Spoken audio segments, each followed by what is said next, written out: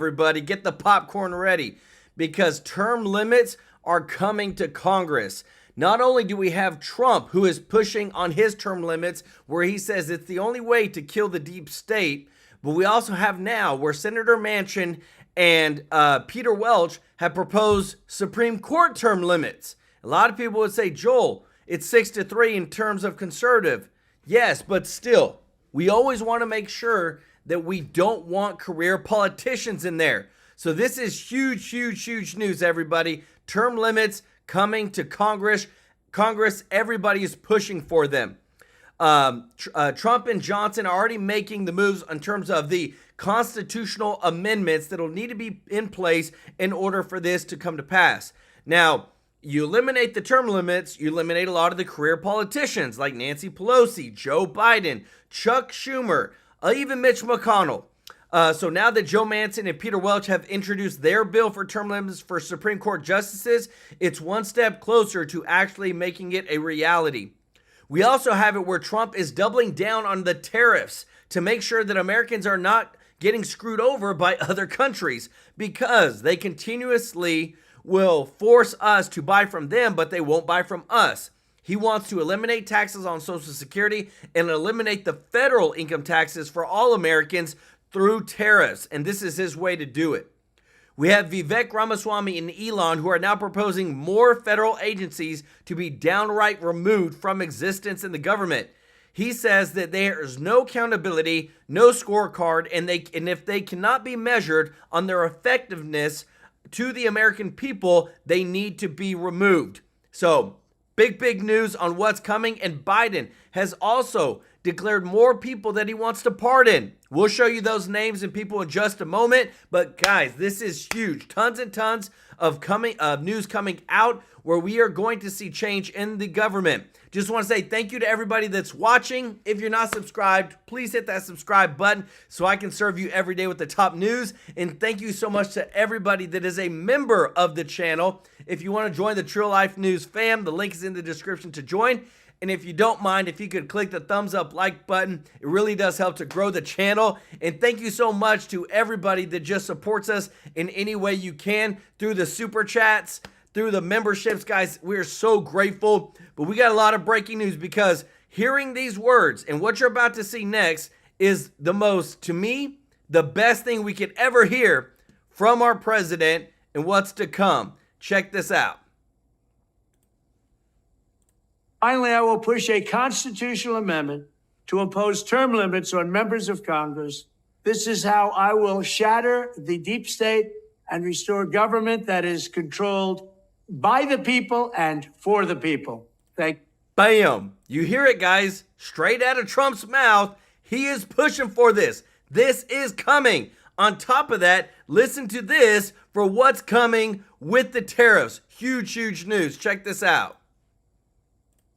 But I want to delve into one of your signature promises on the campaign trail, which was to end inflation, to lower prices. You are now proposing tariffs against the United States' three biggest trading partners.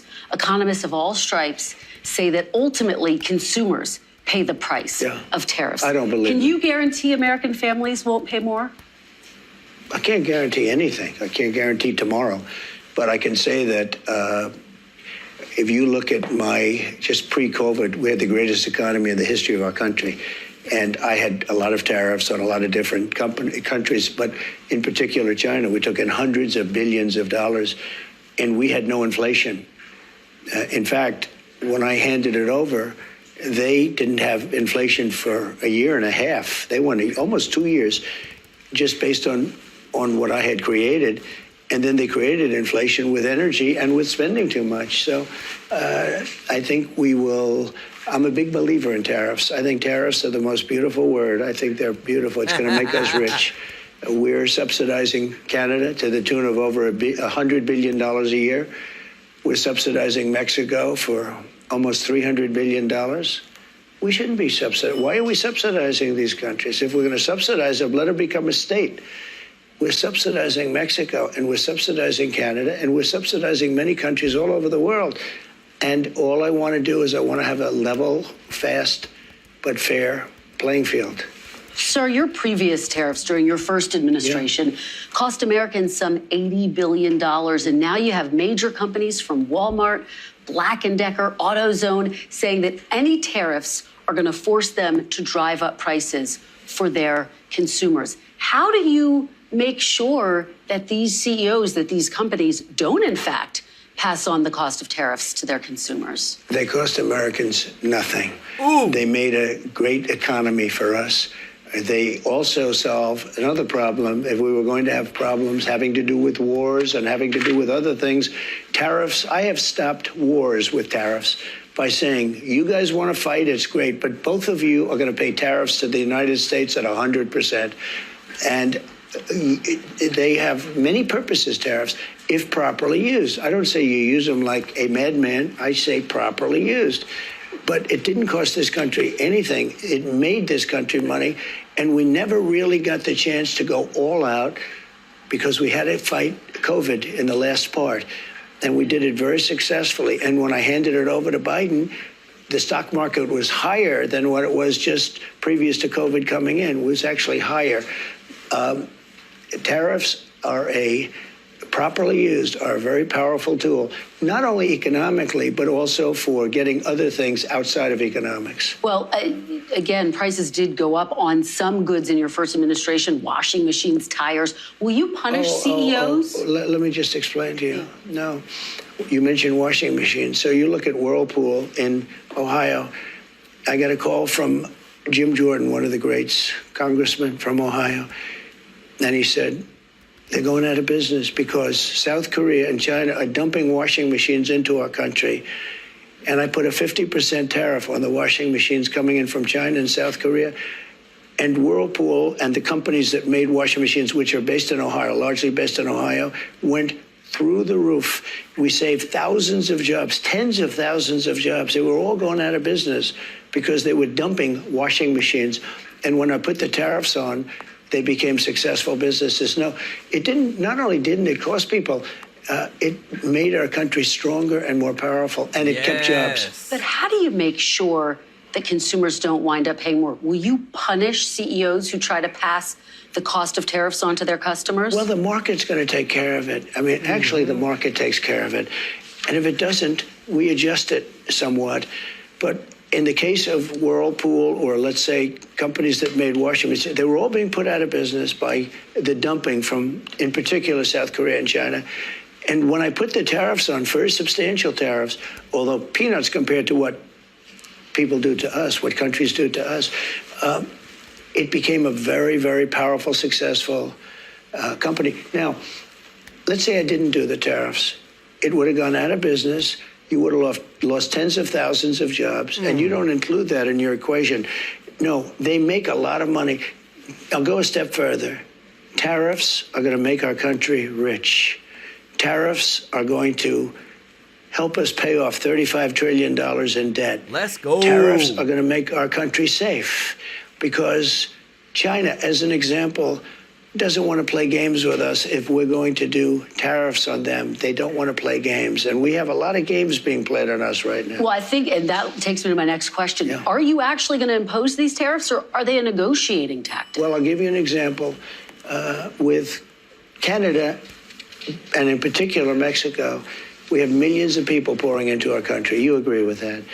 I spoke with I spoke with Justin Trudeau. In fact, he flew to Mar-a-Lago within about 15 seconds after the call. And he was at Mar-a-Lago. We were having dinner talking about it. I said, you have to close up your borders because they're coming in the northern border, too, a lot. Not like the southern border, but they're coming in the Canadian border a lot. And drugs are pouring in. Almost as importantly, drugs are pouring in. Maybe more importantly, drugs are pouring in at levels never seen before, 10 times what we had. They're just pouring in. We can't have open borders. And I said to the president of Mexico and to Justin Trudeau, if it doesn't stop, I'm going to put tariffs on your country at about 25%. That's a very substantial tariff. And in the case of, in both cases, but in the case where it was really visible, within 10 minutes after that phone call, we noticed that the people coming across the border, the southern border, having to do with Mexico, they were at a trickle, just a trickle. It was, in fact, I called the border. See, unlike my opponent, I do call the border a lot. And I said, how's the border looking today? They said, there's nobody here. They couldn't believe it. The military. Guys, that is the power of the president whenever you have a backbone and you're not afraid to call people out. Like this right here, what we're seeing here. Senator Manchin and Welch proposed Supreme Court term limits.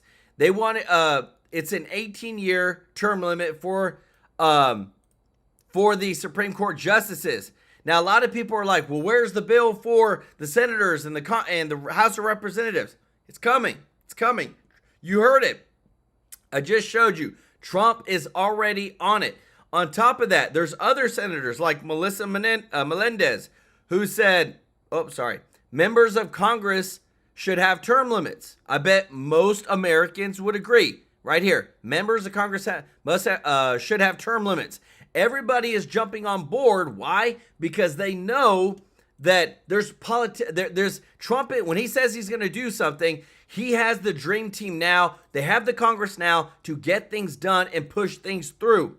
On top of that, guys, I'm telling you, what I love more than ever is that as we're continuing to unravel what Trump is planning to do, a lot of all the people, whether it's Pete Hegseth, whether it's RFK, all them that's going to be in these cabinet positions are looking for a major change. Check this out. Oh, and thank you so much, Sharon Holt and Sandra Marienzi for the super chat. Let's go. Y'all show Sandra and Sharon some love in the chat, everybody. And Judy Lynn for gifting 5 True Life News memberships. Y'all show Judy Lynn and them some love in the chat, everybody. Here's a tweet by Politico. Now apparently Pete's a problem because he's a Christian? They're trying to find any Trump's way they victory can, on the guys. Pentagon has embraced an aggressive form of Christianity. What's an aggressive form of Christianity? I'm a Christian. I go to church. Michael, I've seen you in church. Is there an aggressive church and an unaggressive? Did I miss something? Last time I went to church, it's the same Bible. There's not like is there the aggressive Bible and the not aggressive? Because I must have missed that. I don't know where I must have missed that. Yes, Justin said it right. Not only forgiving your enemies, aggressively forgiving your enemies. That's a violent form of Christianity. Jesus on the cross with the thief next to him. I'll see you in heaven. Hey, I don't know, man. That sounds really horrible. This is what Politico thinks of you. This is all a freaking scam, folks. Here's NBC trying to sabotage Tulsi Gabbard along with Captain Mustache John Bolton. I thought they told us John Bolton was the Antichrist. Remember when they told us that? John Bolton was a Nazi, was a fascist, a warmonger. Just like Kamala Harris, who jumped right in bed with the Cheneys. Here's NBC taking the same position as John Bolton. 100 former national security officials alarmed at Tulsi Gabbard leading the intel community. Really? I wonder if any one of those are the 51 intelligence officials who signed that ridiculous Hunter Biden laptop letter. Any of the same names? There's some crossover over there, some cross-pollination. I'll bet there is. 100%. Folks, these people are screwing you over, and they don't want you asking questions. Here's this Congressman, Mike Quigley. Watch this douche. Trump's cabinet picks are deeply unserious people. We need experts running this government, not sycophants. Okay, so I pulled some clips for you, Mike Quigley, who is, again, one of these inside swamp toolbox losers, total life loser with no human dignity at all. He wants experts because experts have really nailed it. I mean, they got the Afghanistan. No, they got the Syria. COVID. Definitely the shut. In public. Shit, man, we're running out of stuff. Sorry, guys. Definitely China. No. They at least know there's 2 genders. What's that? They at least know there's 2 genders. That's a good point. They at least figured out the basics of biology, that there's 2 genders. The experts, folks. We definitely need more experts. Justin found someone, though. He's like, at least this guy got it right. This guy's an expert. He even looks like one. He looks like who's the guy, folks in the chat, who's the guy from The Simpsons, Mr. The boss? Mr. Burns. This guy looks like Mr. Burns. Here is Jake Sullivan. This guy is a, quote, expert. Super smart, folks. This guy's a genius. He is Biden's national security advisor. Here is Jake Sullivan, who absolutely nails it. They predicted totally that the Middle East was going to blow up a few years ago and they were going to have to pay a lot of attention to what was going on. Thank God for experts. Here's that clip right here. The Middle East region is quieter today than it has been in 2 decades. Now, challenges remain. Iran's nuclear weapons program, the tensions between Israelis and Palestinians. But the amount of time that I have to spend on crisis and conflict in the Middle East today compared to any of my predecessors going back to 9/11 is significantly reduced. Come on, guys, get your That's not the clip. I'm talking about the clip where he called it. October 7th, Syria, Hezbollah, Hamas, Gaza, Egypt, all that stuff. Oh, that is the clip. That's the only one you could find. And Jake Sullivan, thank you, Mike. Put up Mike Quigley again. Mike, you are so right.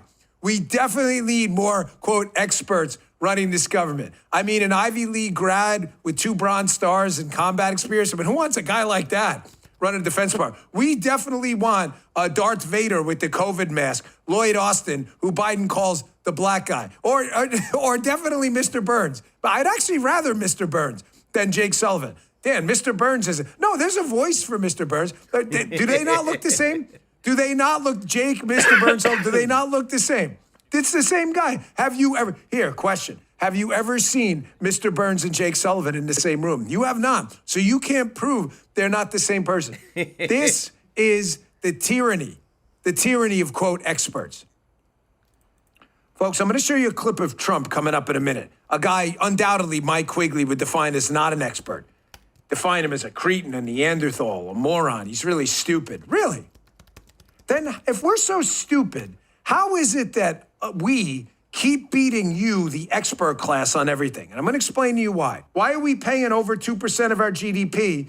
The NATO agreement is they're supposed to pay over 2% of their GDP to defend themselves, and we're defending them, and they don't want to pay up. He doesn't care about this other. He doesn't want to change your oil because he knows he'll break your car. He just wants to know who out there can change oil because it needs an oil change. Here's Donald Trump on NATO. Donald Trump, the non-expert who actually got the NATO problem right. Check this out. NATO's taking advantage of us because look, 2 things. Number one, they take advantage of us on trade, meaning the European nations, okay, like terrible. They don't take our cars, they don't take our food products, they don't take anything. It's a disgrace. True. And on top of that, we defend them. So it's a double whammy. So let me just tell you, I was able to get hundreds of billions of dollars put into NATO just by a tough attitude. I said to the countries, I'm not going to protect you unless you pay. And they started paying. And that amounted to more than $600 billion. That's a big thing. Otherwise, they wouldn't even be fighting. They wouldn't have any money to fight. If they're paying their bills, and if I think they're treating us fairly, the answer is absolutely, I'd stay with NATO. Guys, I'm telling you, there's so much. The United States gets screwed over big time every single year. And it's time for a change, because I want to show you something. But right here, this is the reason why. Right here, guys. You want to know why? It's right here. This is why we need term limits. These career politicians who can't for the life of me just go and do something else, stop living off the taxpayer's dime.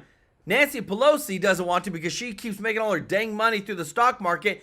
They said that Benzinga reported she's now worth over $260 million. This woman has never made more than $185,000 to $200,000 in a year in her life. How does she get all this money? And thank you so much, Mr. Tracy J. Norby, for the super chat. And I got this receipt right here for Mr. Norby. He said, we have to stop subsidizing all these foolish countries who can't manage their exports and import the manufacturing. Really? They're so full of mismanagement, it's out of this world. And who pays all this stuff? We do. Bless y'all. Yeah, thank you so much, Mr. Norby, for the super chat. Y'all show Mr. Norby some love in the chat. Because let me look at this chart right here. The United States, you may call it humanitarian aid, you may call it disaster relief, you call it whatever you want to call it. We subsidize and give more money of the taxpayer dollars than any other top 9 countries combined. You cannot make these numbers up. These are the facts. We get taken advantage of every single day because of these people. You look at this. The poster, this is the poster for term limits. He was doing this interview. It got so bad, he just stopped talking, and everybody's like, you have anything more to say? He doesn't say anything. They're like, okay, let's go. Let's take you back to your office. Dianne Feinstein. Guys, you can't make this stuff up. These people need to go home. Stop living off taxpayer dollars. Thank you so much, Alex Sanchez, for the super chat. Say, why don't the Mayorkas, Pelosi, etc. get indictments for perjury? Ray, Trump for life. Let's go. Y'all show Alex some love in the chat. It's coming, Alex. There's Congress people that are ready to pull these people into court, hold them, and stand before Congress, and they're probably going to perjure themselves, but it needs to be done. They need to be held accountable. But when you get the man in charge, like Trump, this is what happens. Check this out. The boss is back, and all it took was one handshake.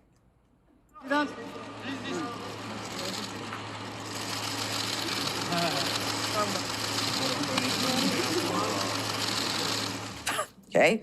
Donald Trump giving a firm but powerful handshake to French President Emmanuel Macron while attending the Notre Dame Cathedral reopening in Paris. World leader after world leader were lining up to greet the president-elect on his first trip since the election. Trump meeting with Ukrainian President Zelensky and Prince William. Even the First Lady was charmed. Dr. Joe Biden appearing very friendly with President-elect Trump during the ceremony, where's Biden at? despite her long history of making nasty remarks about him. As for why her husband Joe Biden wasn't there, well, it seems like the old man is checked out. A Democrat close to senior lawmakers telling Politico, quote, in conversations that I'm having, they don't even mention the president. It's kind of sad. It feels like Trump is president already. Wow. All right, Jesse, I'm going to start with you. What's with the handshake? Is it a power move? No, it's a power move, all right, Judge. What is it? What does I've it been mean? the victim of the power move. When he grabs you, he pulls you in all of a sudden if you don't realize it. It's symbolic because it shows he's in control. And America is in control. I mean, you look at France, they're throwing up tariffs against California wine. They're not really paying their fair share of NATO. We protect them. They're suing the bejesus out of Google. It's time for America to assert a little bit of power, and it's fun to watch. I liked what he said about Prince William. He goes, he's better looking in person.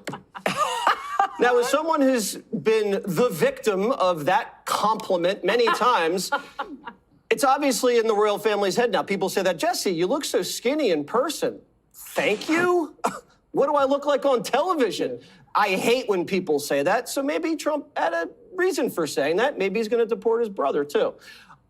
It's good that the president is demanding respect. Yes. Because Biden didn't demand respect. Remember, Biden's getting lost in jungles. He's falling asleep. He's pardoning his son. They rolled out the red carpet for a sitting president. And he might as well be the sitting president because he's dictating trade and immigration terms. He's taking meetings with CEOs and world leaders.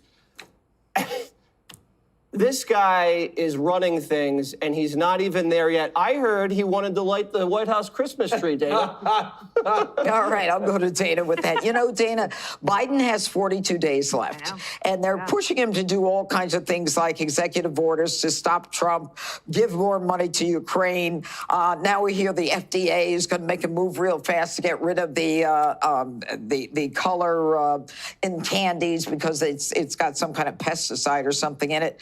Should Biden help his party, or do you think he's angry and he ought to just say, well, you've been blaming me for the loss, to hell with you? I think it's fascinating that basically it's Jesus take the wheel. There is nobody in charge. And don't take it from us. Look at all of the blind quotes from Democrats quoted all throughout the media today saying, what is he doing? He's just frittering away the last 6 weeks. Yes, they're doing, one of the things they're doing that's really bad is they're shoveling out as much of that green energy project stuff as they can. And Jesse, you could do a little investigation as to who got rich out of that, because that is a huge problem. It is incredible to see how Biden ran in 2020 saying, world leaders love me, and they mock Trump behind his back. to world leaders saying, we don't even want to talk about Joe Biden. All we want to do is meet with President Trump. But they also are doing this for their own benefit, okay? Because they know there's a new sheriff in town, but in their own country. Never left. This strain of populism and frustration with migration, especially in Western Europe, is leading governments to be toppled. And they realize that, so they're trying to get on board.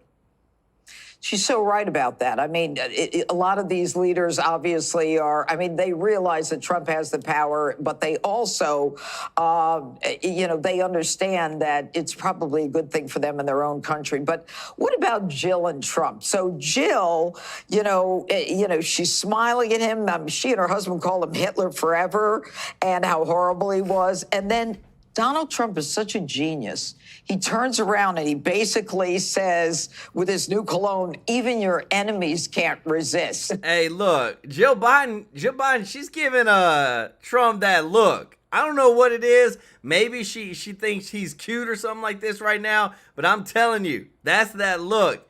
And what's crazy, guys, I'm telling you, I wanted to give an update for our friends because a lot of people are saying, what happened to Kari Lake? They felt like, the guy, I think Gallagher stole the election and whatnot. And a lot of people think that, honestly. But the thing about it is now she's being highly considered for Trump's ambassador to Mexico. And reason being is because she's been in Arizona fighting off and helping to fight off all the immigration, the illegal immigration coming into the United States. And if she's the ambassador to Mexico, you know that she's going to follow Trump's agenda. She's going to make sure that Mexico toes the line. And again, too, wants to make sure that Trump's agenda is followed. Because not only her, think about it like this. Tulsi Gabbard, there's a big thing with Syria right now, everybody, where everybody's saying, we need to get involved. We need to go out there. Trump has said, we're staying out of it. And this is what Tulsi Gabbard has to say. I want to address Never the issue that's in the headlines right now. I stand in full support and wholeheartedly agree with the statements that President Trump has made over these last few days with regards to the developments in Syria. My own views and experiences have been shaped by my multiple deployments and seeing firsthand the cost of war and the threat of Islamist terrorism. It's one of the many reasons why I appreciate President Trump's leadership and his election, where he is fully committed, as he has said over and over, to bringing about an end to wars, demonstrating peace through strength, and putting the national security interests and the safety, security, and freedom of the American people first and foremost. Guys, and that's what we need. Like, trust me, I can imagine a lot of the Democrats thinking, oh, yes, another war. And Trump's team is saying, no more new wars. Again, too, he's showing the entire world where he stands at and that he's not going to be pushed over. Check this out. Never left. 47 flew over to France this weekend for the reopening of Notre Dame. And he said the cathedral looked better than it did 900 years ago. But while he had his eyes on the architecture, the world had its eyes on him. Even Dr. Jill couldn't look away. The two had a little side chat. Trump told the Post it was very nice. She couldn't have been nicer. And then he used the photo to promote his new cologne. A fragrance your enemies can't resist.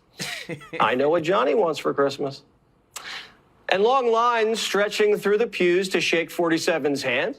Outside the French presidential palace, Macron was manhandled by a Trump handshake. Trump told the Post, quote, it's just a firm shake. He understands that. Just a firm shake. France received Trump with the pomp and circumstance reserved only for a sitting president. Red carpet, trumpets blaring, the guard in full uniform. He strolled inside and got right to work. It's an honor to be here. We had a good time together, and we had a lot of success, really great success working together on defense and offense, too. And it certainly seems like the world is going a little crazy right now, and we'll be talking about that. Thank you very much for being here. Prince William met with President-elect for about 40 minutes. Trump said they had a great talk, and William's a good-looking guy. Quote, He looked really very handsome last night. Some people look better in person. He looked great. And I told him that. Then in came the president of Ukraine. Zelensky met with Trump and Macron for about 45 minutes. Trump says he wants to make peace. That's new. And that he's formulating a concept of how to end that ridiculous war, quote unquote. Next up was the Prime Minister of Italy, Giorgia Meloni. Musk popped into that meeting. Musk and Meloni have a thing. Trump called the Italian a real live wire. Trump says we all got along great, and he hopes they can straighten out the world in a little bit. Back in the United States, the Democrats are admitting, quote, it feels like Trump is president already. They feel like Biden has, quote, effectively disappeared from the radar. And in conversations, they don't even mention President Biden. It's kind of sad. One Democrat says Biden is one of the lamest of lame ducks we've ever seen, and they're ready to move on. Democrats in Washington just want to get him and the people around him out the door. Trump's practically sleeping in the White House and walking around the Rose Garden. And Biden doesn't seem to care. Democrats are embarrassed. History is going to be a harsh judge. This is the culmination of what's really a public humiliation for the party, that their leader is really not capable of being a public figure. But the left isn't moving on anytime soon. After Democrats spied on him, had him arrested, and almost got him assassinated, the media cannot stop picking at old wounds. I don't have to tell you this because you've talked about it. It comes at a time when the country is deeply divided. And now you're going to be leading this country for the next 4 years. For the sake of unifying this country, will you concede the 2020 election and turn the page on that chapter? No. No, why would I do that? But let me just tell you, when you say the country is deeply divided, I'm not the president. Joe Biden's the president. But you're going to be the president. No. I'm not the president. So when you say it's deeply divided, I agree. But Biden's the president, I'm not. And he has been a divider. And you know where he divided it more than anything else, and it probably backfired on him, I think definitely, is weaponization. When he weaponized the Justice Department and he went after his political opponent, me. He went after his political opponent violently because he knew he couldn't beat him. And I think it really was a bad thing. And it really divided our country. Trump just cut through Welcome like warm butter. The media and everyone in Washington knows exactly what they're guilty of. And they're acting like it. Bureaucrats are scrubbing their social media and changing their job titles so they don't get fired on day one. The diversity officer at the Treasury Department who posts videos of Rosie O'Donnell, that lady better start looking for a new job. The resistance doesn't look too confident. They're going around like a smash and grab crew whose names just went out over the radio.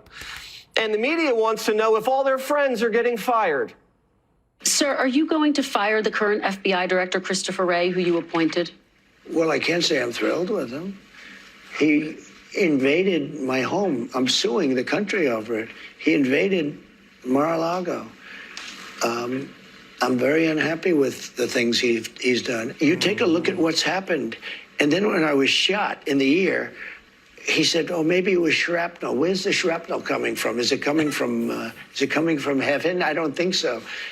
So we need somebody to straighten. You know, I have a lot of respect for the FBI, but the FBI's respect has gone way down over the last number of years. Don't you have to fire him in order to make room for Kash Patel if he is, in fact, confirmed? Well, I mean, it would sort of seem pretty obvious that if Kash gets in, he's going to be taking somebody's place, right? And somebody is the man that you're talking about. And Chris Wray needs to resign with whatever dignity he has left. Or what, does he want to be a martyr too and make a spectacle out of Trump axing him? The whole interview, NBC keeps asking Trump about revenge.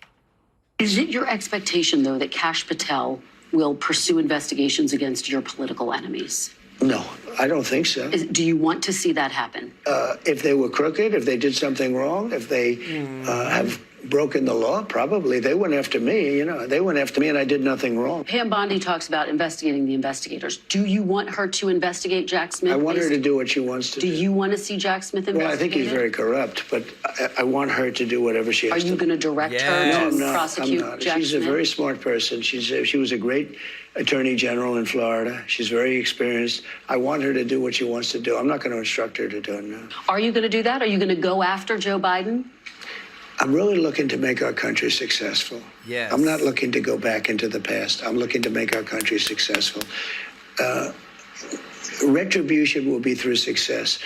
The media is goading Trump into prosecuting his opponents because they need the ratings. And so they can say, see, I told you so. We warned you he's a dictator. It'd be the first time the media's been right in 10 years. But it seems like Trump's toying with the idea.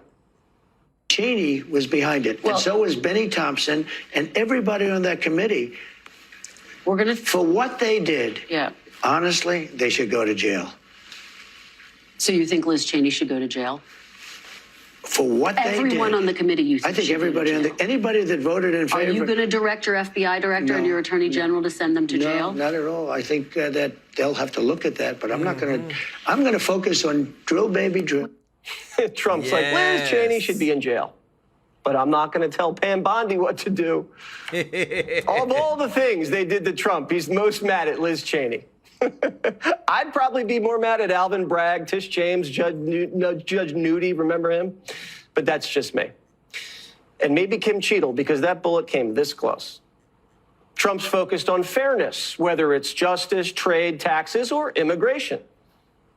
You promised to end birthright citizenship on day one. Is that still your plan? Yeah, absolutely.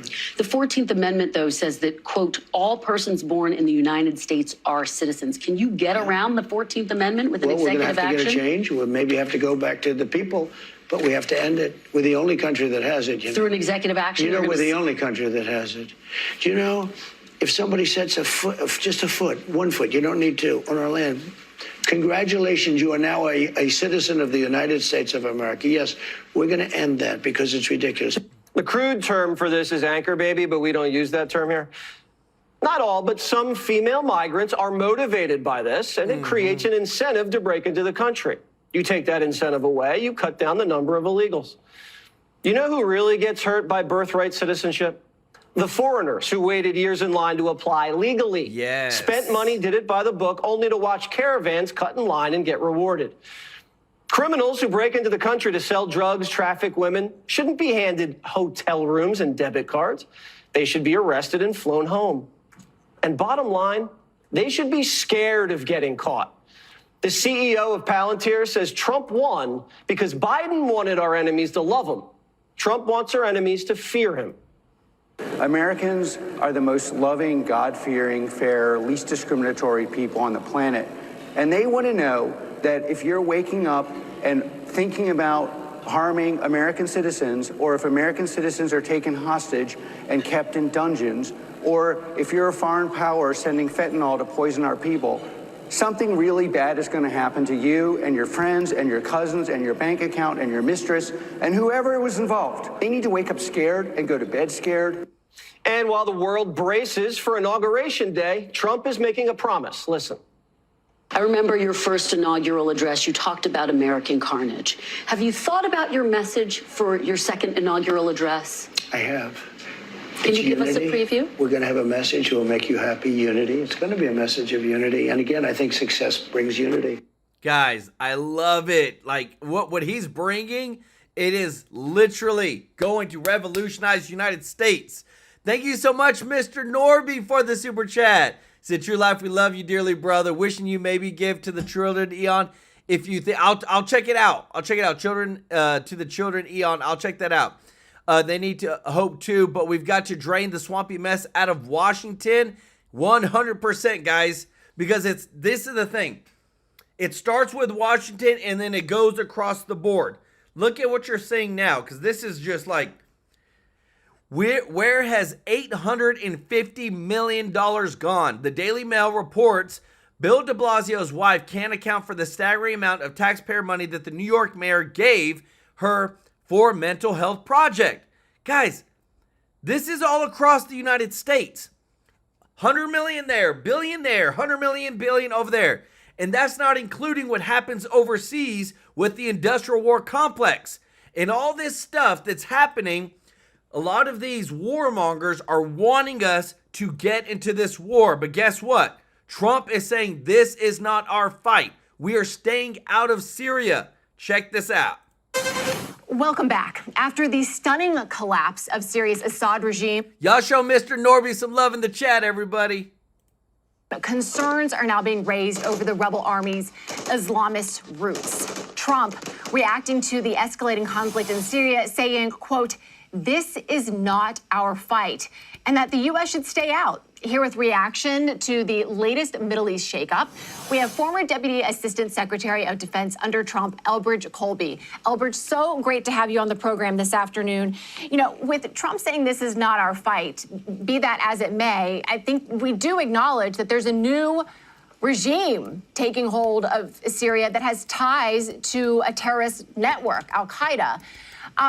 I wonder, is there anything that we should be concerned about as there's now kind of a struggle for reordering? You know, how should, if we stay out of it, how should Trump and his new administration, at a minimum, monitor what is developing there? Well, great to be with you all. And I think President Trump is absolutely right to say that we should stay out of it. I think what he meant was stay out of a direct intervention. I don't understand. I don't speak for him, but I don't understand him to be saying that we shouldn't be monitoring it. I mean, obviously, President Trump ran on protecting the American people first and foremost in our homeland. And a critical part of that is monitoring threats from abroad, including jihadis who were involved in various ways in this very difficult and tragic civil war. But I think the core common sense. But common sense in this age is kind of uncommon, so it's sort of brilliant. The common sense at the core of what President Trump is saying is we can't and we don't need to try to solve all the world's problems. And after 25 years of trying, hopefully we've gotten the memo that we're not necessarily going to succeed, and it's not really worth the American people's hard-earned treasure and blood. And I think that's the logic. I don't see him to be saying do nothing. And I think it's important. This is another example of where our allies in the region, like Israel, for instance, moving to go after Syria's chemical weapons programs, to seize Mount Hermon. You know, I don't think that's something that we can't encourage. You know, we can support that. I mean, obviously, we don't have to get deeply involved, but that's a positive step here. Yeah, I wanted to ask you about Israel, because this is on their doorstep, and they do have a vested interest. Right. And they're moving assets into the region. As you said, they're attacking chemical plants. How should the United States in this new era, what does it mean for the U.S. to support Israel as they work in that neighborhood and try to bring at least a modicum of peace for them, but maybe beyond just Israel as well? Well, look, I think we should applaud and honor what Israel's been able to do after the tragedy of October 7th, which has totally turned the tables on the threat, not just from Hamas, but from Lebanese Hezbollah and Iran itself. And now the Assad government, which had been part of that Iranian axis of resistance, has fallen apart. And that's not because of Joe Biden. Let's be very clear. That's because of Israel and other things going on. Obviously, Turkey's played a role, the Gulf states. But I think this is an excellent opportunity to leverage what President Trump ran on, which is, you know, let's have allies, but let's have allies who do their part. And let's have allies who understand that, you know, they're going to be primarily responsible often for what's in their neighborhood. He said, I think over the weekend on NBC that, you know, for instance, in the case of Ukraine, this is something that's Europe's, you know, directly concerns Europe. Obviously, it matters to the United States, but countries that are willing and able to step up. And I think Israel is really a model example of that. And I think that's, again, not speaking for him, but I think that's the kind of model that President Trump can offer. And it's good news. I mean, there's been this idea that President Trump's going to be bad for our alliances, and we see that being disproved all over the place. For instance, here in the case of Israel. You talked about Ukraine, so let's go there. If Russia is a little bit on their back foot now when it comes to Syria, are they more likely to do a deal with Ukraine? And is Ukraine more likely to do a deal with Russia? Well, I think you kind of see the shoots of peace breaking out. You saw President Trump have the meeting, you know, with President Macron and President Zelensky of Ukraine. Interest there, people understanding that the war, you know, has to come to an end. But also signals from Russia, from President Putin himself, from people like Lavrov and Peskov, that the Russians are open to negotiations. So I think that's very encouraging. You have this sort of pathetic spectacle of Biden sort of shoveling the few weapons we have left in our inventory out the door in a futile effort to turn the tide when the Ukrainians are not doing very well, unfortunately. But I think there's interest, hopefully, on both sides. And look, the Russian economy is not doing very well. The Russians are, they're making progress. They have the upper hand, but they've faced real difficulties. As President Trump pointed out, they've lost a lot of people. Things are not going well in Syria. They're kind of under the thumb of China. So I think a new approach like what President Trump is talking about could be very promising. It just needs to be grabbed by somebody who commands respect and who can talk to our rivals like Putin or Xi Jinping, as President Trump can, as opposed to just calling them names. Elbridge, there were some reports that your name was being circulated on lists for potential appointments for this second Trump administration. Have you had any recent conversations with the Trump transition team on how you could serve? Well, look, I make no presumptions. I'm a huge supporter of President Trump and his administration, and I wanted to succeed. I think it's been really exciting to see people like Pete Hegseth, Marco Rubio, Tulsi Gabbard, Stephen Miller, Chris Landau, Mike Needham, et cetera, people who are obviously clearly committed to putting President Trump's actual America First foreign policy into effect. Again, I make no presumptions, but if I could contribute in some way that would make a difference, I'd be honored to do so. All right, Elbridge Colby, thank you very much for your time this afternoon. Oh, sorry, guys. Trying to switch over. Okay, yes. So you can see, guys, crap is happening like crazy. People want us to get into these wars. There's a lot of stuff happening behind the scenes. But the one thing that when you look at where is Trump's team at, where's their mind at? I want to show you this because Vivek Ramaswamy is going to be one of the biggest influential people in Trump's team with the Doge. Reason being is because, you see Elon, he's like the face of it. He's always with Trump, advising him, all that stuff. But Vivek is literally boots on the ground, working laws, congressional, doing all the things that you're supposed to do to actually make it come to life. Listen to this, because to me, we hear about all these good ideas, but when we hear the actual steps, it's phenomenal, guys. It makes everything come to life. Check it out.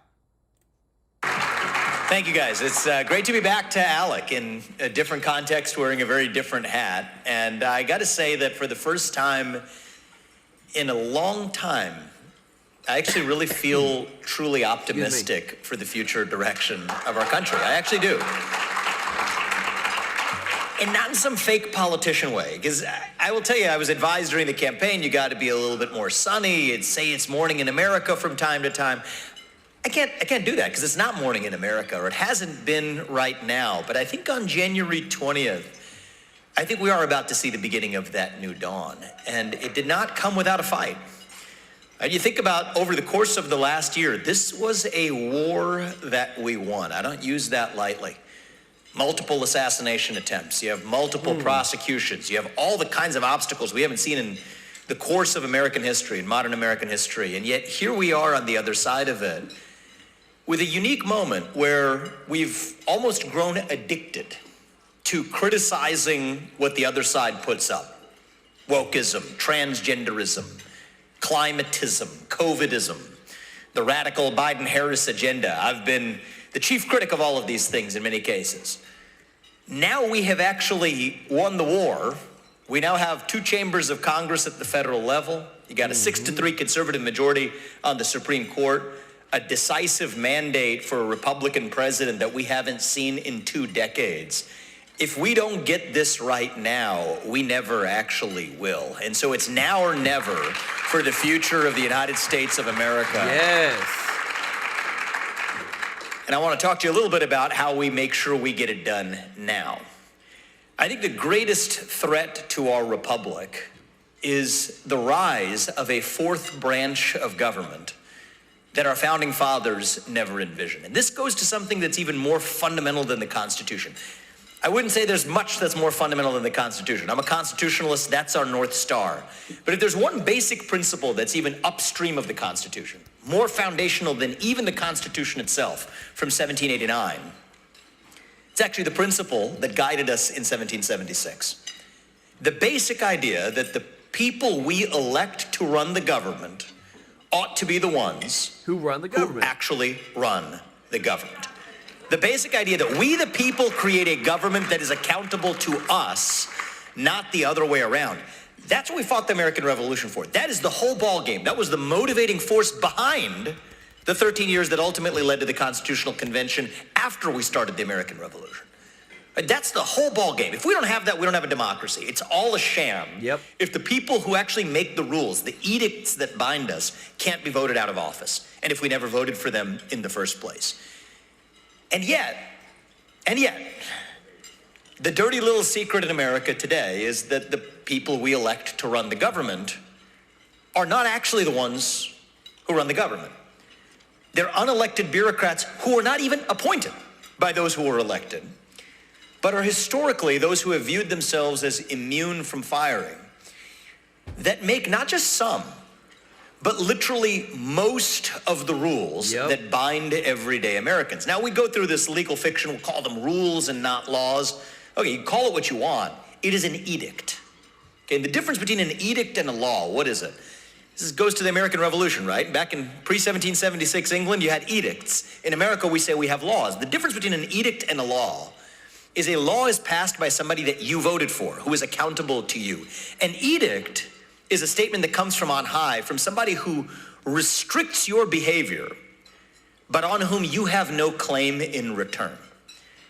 Today, most of the rules that bind Americans in their everyday lives were written and passed not as laws, but as edicts by the very kind of bureaucrat who could not be removed.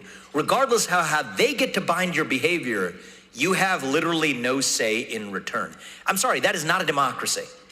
It's not quite a monarchy. In some ways, it's even more frightening than a monarchy, because in a monarchy, at least you have one king who you could, from time to time, you'd see in history overthrow.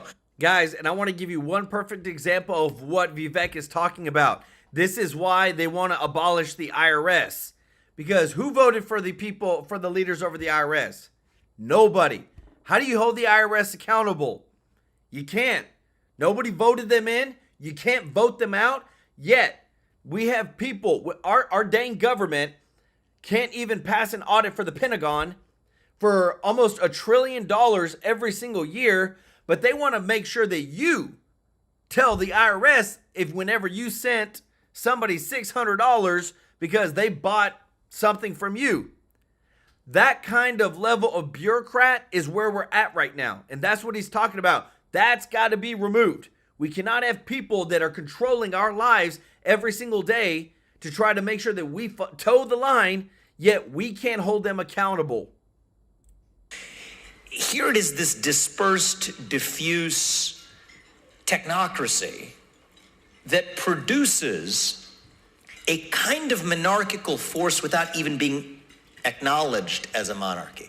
And the trickier part about this, it gets even more tricky, is that the individual people who populate that bureaucracy, they're not actually individually bad people at the level of individuals, because most people are not bad people. Most people are good people. And most people who serve in a bureaucracy, certainly in the federal government, believe that what they're doing isn't being done to harm the everyday Americans whose behaviors they bind.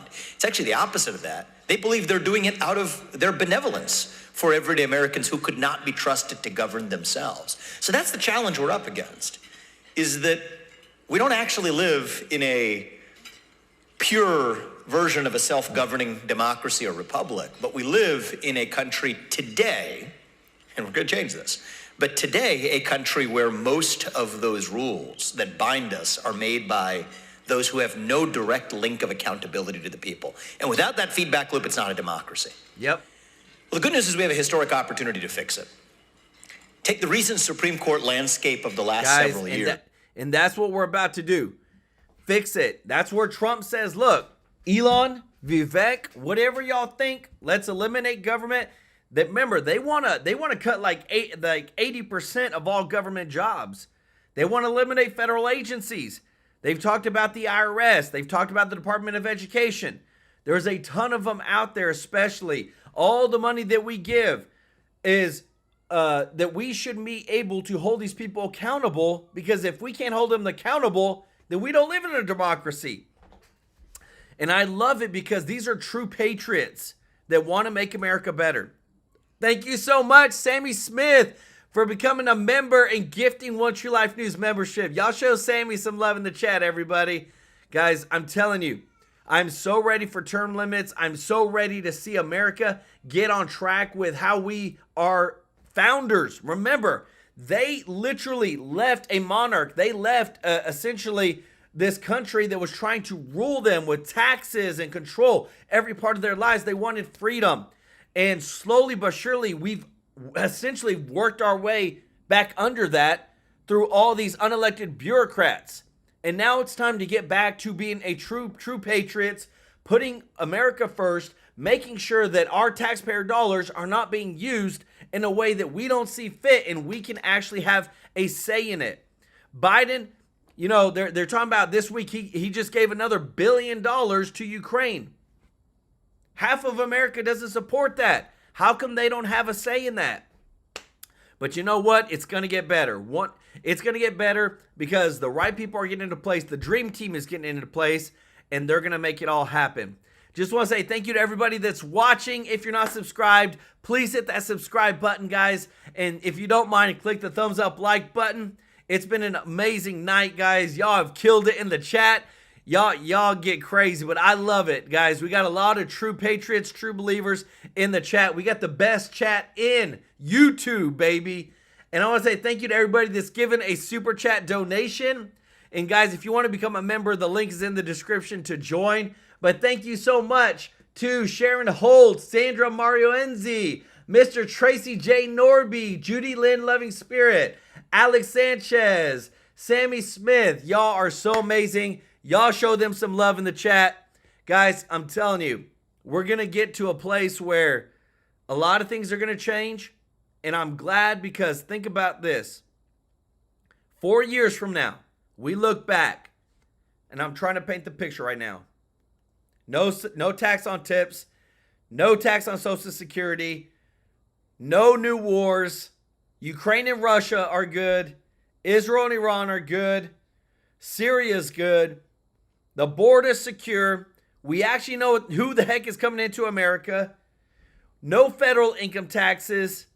And our economy is growing at a 10% GDP. I can see it happening, guys. I think we have the team to do that. I love y'all so much. Appreciate your support. And we'll see you in the next one. Take care. Bye-bye.